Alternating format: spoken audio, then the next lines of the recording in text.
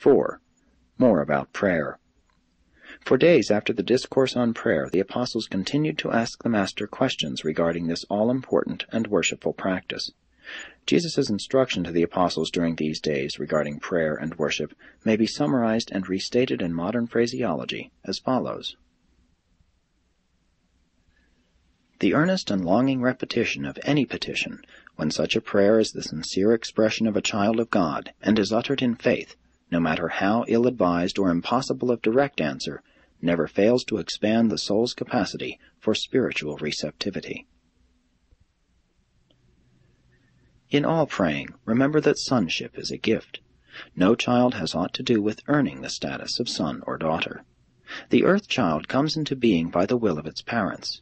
Even so, the child of God comes into grace and the new life of the Spirit by the will of the Father in heaven.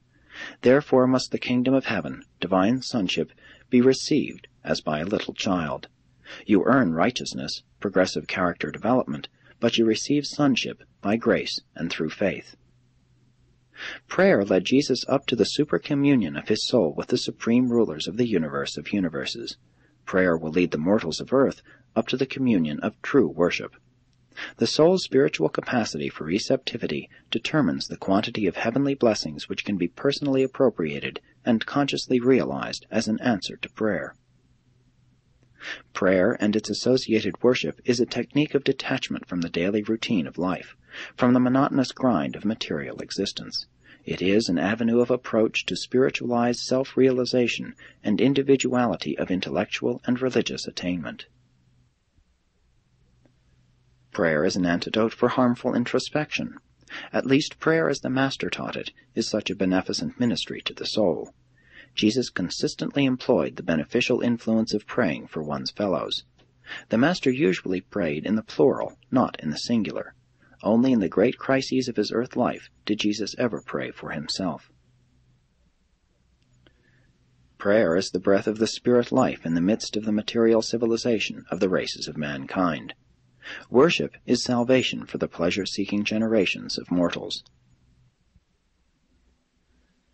As prayer may be likened to recharging the spiritual batteries of the soul, so worship may be compared to the act of tuning in the soul to catch the universe broadcasts of the infinite spirit of the universal Father.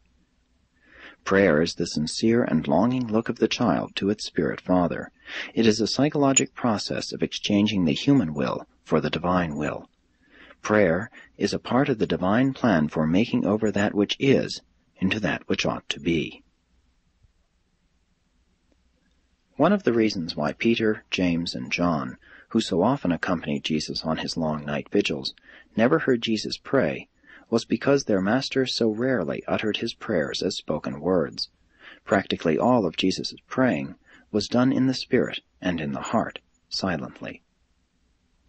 Of all the apostles, Peter and James came the nearest to comprehending the Master's teaching about prayer and worship.